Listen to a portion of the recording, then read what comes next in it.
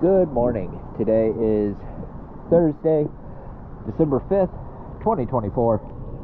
I'm here at Lincoln Creek Marina, and you may be noticing on some of the piles they have little thumbtacks in them.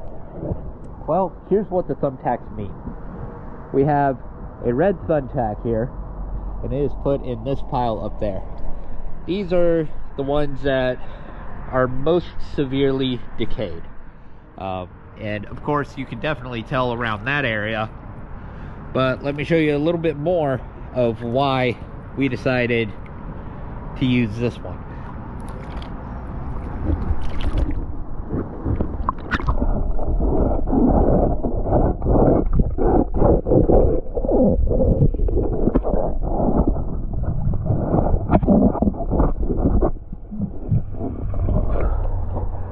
Now, there are a very few that come even remotely close to what this one is. I believe this one's actually your worst pile. But they are labeled with a red thumbtack. I'll be showing you guys what the blue or black thumbtack means in my next video.